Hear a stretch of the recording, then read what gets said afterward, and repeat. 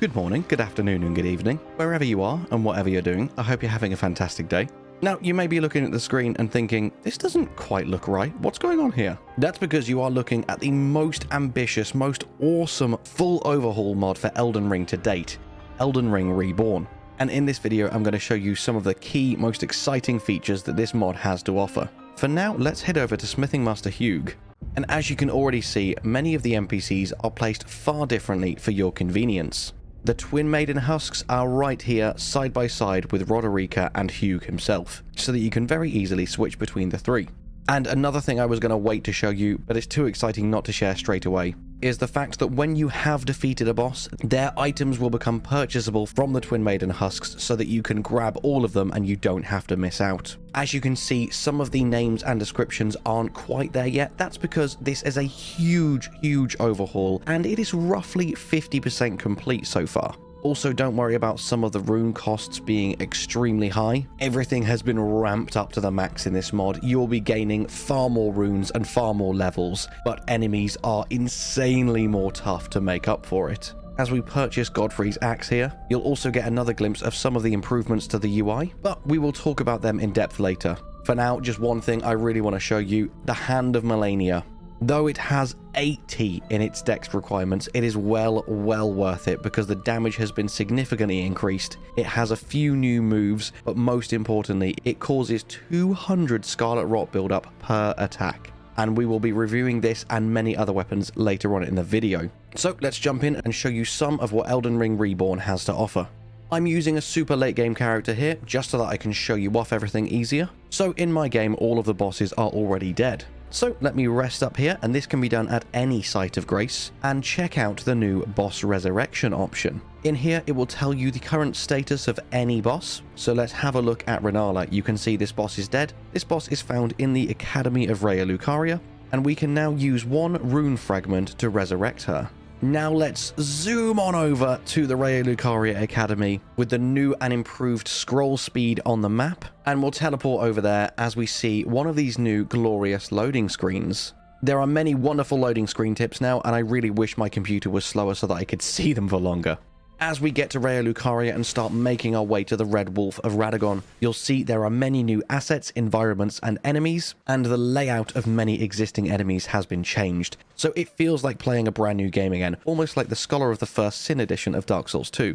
As we make our way to the Red Wolf of Radagon and round this corner at the top of the stairs, two lesser Red Wolves spring out at us, and I think this is a really cool addition. And now, as we're taking out the Red Wolf himself, I want to let you know that so many enemies and bosses have brand new movesets. I unfortunately didn't really give him chance to show off any of his awesome moves, but we'll go and tackle Rennala in just a second, and I can show you Rennala in all her glory. As we step outside of that boss room, we see this courtyard has been completely changed, with some new massive set pieces. And the entire staircase to get up to Rennala has now been made mandatory. You can't skip half of it. Let me just take out these few enemies, then we're going to smash through these cages and go somewhere a bit more private so I can show you the new and improved dodging system. You are much more agile now to make up for the fact that enemies can be absolutely brutally unforgiving in this mod. And a medium load equip weight will now see you rolling as if you were wearing a light load. And if you are in a light load, as you can see here, you zoom around the battlefield akin to the speeds of Bloodborne or Sekiro. And as you can see, there's even a different move set for following up with a light attack after a dodge as opposed to after a roll. This is just one example of the many new move sets that have been implemented in this mod. Now let's head on up the bridge, take out this Mad Pumpkin head. And wait a minute, where's Moongrum gone? I wonder, my friends. Let's go to the top of the lift and see Moongrum's counterpart for this mod, Moonglow Carian Scholar. I am insanely overleveled, so he goes down without much trouble. But when you come here yourself in your own playthrough, be warned. Now let's step into Rennala's arena and see what she has to offer. The start of the fight is largely the same. However, once you take out 3 of her minions and she crashes down to the ground, there will be a large explosion and some projectiles that knock you back, taking me completely off guard, and meaning that first phase of the fight could potentially cause a bit more trouble than it used to. And as I'm fighting phase 2, you'll see in just a second, one of her new potential summons is a damn giant finger creeper. This was horrifying to see.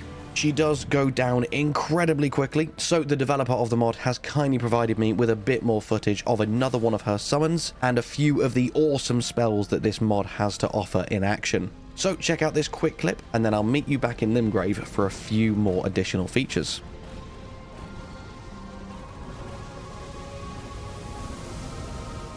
Before I show off some of the new things in Limgrave, let me quickly check out some of the new changes to the early game. All of the starting classes have been overhauled. Here is a very brief look, but I'll let you have a proper look through them at your leisure. And then once you've dealt with the first boss and you're dumped in the stranded graveyard, you'll see that the Cave of Knowledge has been completely overhauled to help get you to grips with some of the changes for Reborn, such as the new deflect and posture system, which we'll talk about later, and an introduction to the sheer volume of new spells and abilities in this game, of which again I will show off a few later. Then once you're done there, to leave, you actually go back on yourself towards the seaside ruins. When you're out here and you rest at the site of grace, there is a brand new Melina cutscene. I will give you a sneak peek now, but I'll let you go and watch it in all its glory when you check out the mod yourself. It is awesome.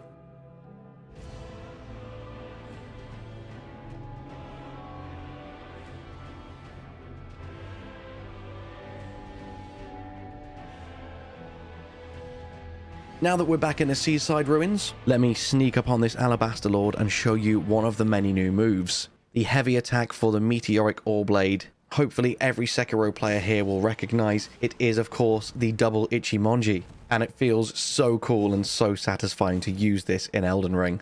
Now that he's dead and we've seen that stylish new attack, as you'll see, this entire area is completely different. There's many fun platforming sections and a few spirit springs that didn't used to exist. So let's use one of them now and see where it goes.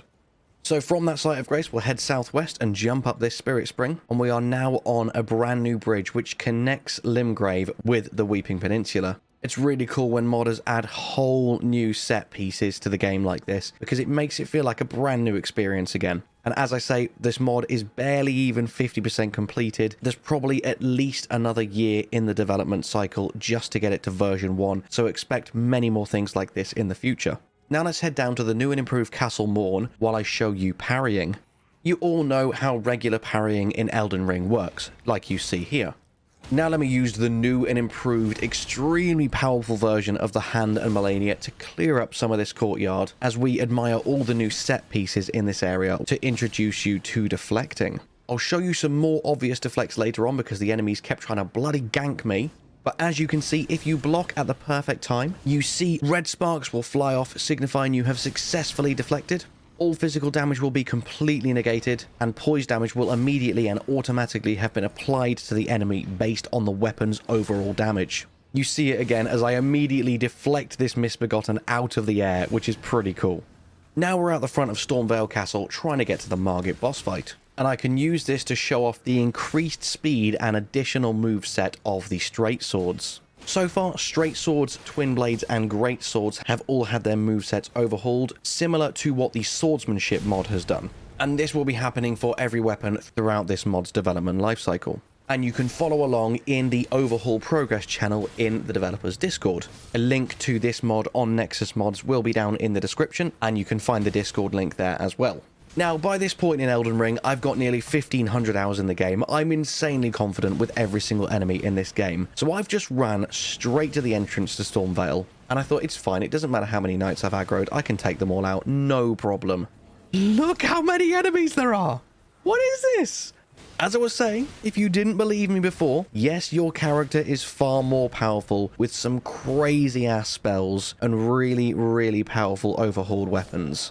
However, enemies are far tougher and much more plentiful. This is just one very early game example how easy it is to be overwhelmed and destroyed in this mod. You really need to keep your wits about you.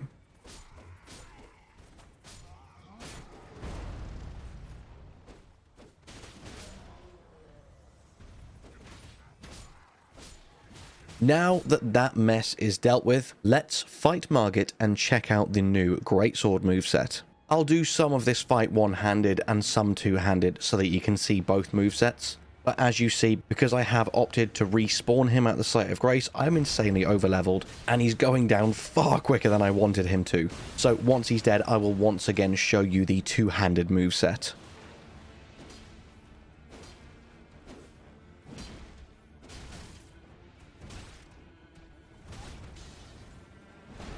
And also, before moving on to the next part of the video, I have no idea if this was complete coincidence, if this has always been in the game, or if this is part of the mod. But have a look at that awesome scorch mark that's running down my face. That looks so intentional and like a very badass battle scar. How did that get there? That is so cool. Now let me show you what some of the brand new Stormveil has to offer, and also the new Twin Blade moveset.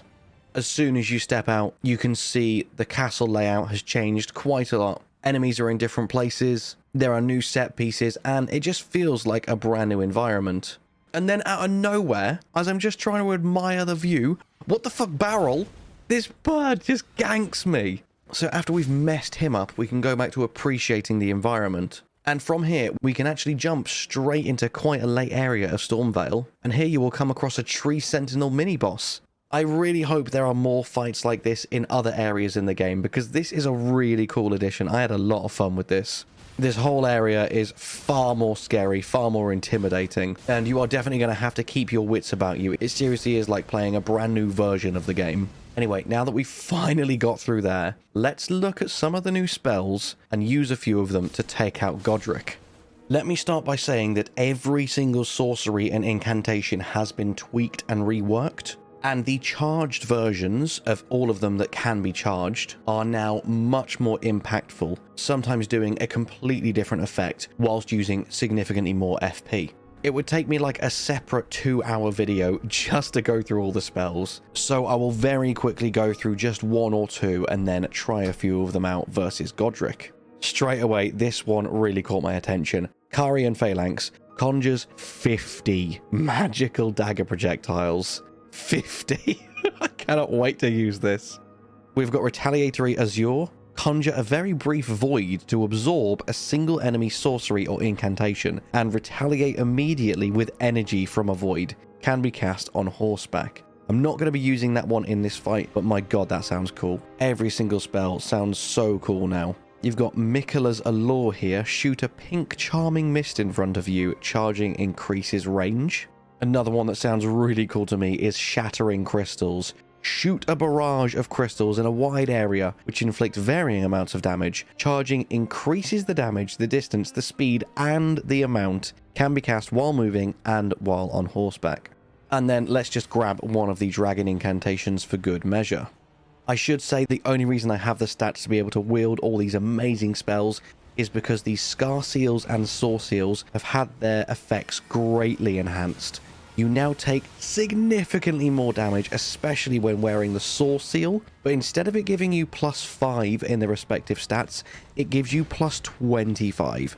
So you take 50% extra damage, but your stats are so massively increased that it makes for such a great versatility in the builds you can use and the weapons and spells that you can try out, that I strongly recommend it.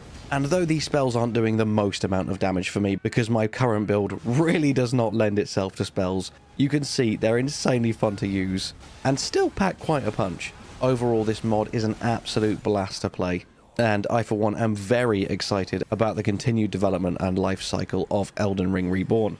And finally, before we wrap up, I promised you we'd look at it, and finally I got round to it. As you can see, the item descriptions have been greatly enhanced. The color coding for me is wonderful, and also every item now tells you exactly what it does, specifically how much it increases what stat, for how long, and exactly what that stat does. Everything is really clear and concise, which should really help out anyone trying out new builds. My favorite thing about being able to see all of the item effects specifically is the difference between poison pots and fetid pots, as you see here. I'm always trying to explain this to people on stream, and it usually gets lost in translation. Fetid pots deal twice as much damage as poison pots, but they only last for a third of the time. So they're going to be doing that damage far faster, but in total, poison pots actually do deal more damage. So they're both very good in their own situations, but it's just fantastic to be able to see that so clearly and specifically here in this mod. That's all I've got for you today. But if you would like to see more of this mod, please let me know. Hopefully I'll be streaming it over on Twitch sometime soon. For now, all that's left for me to say is thank you so much for watching. I hope you have an amazing day, and I'll see you in the next one. Bye-bye.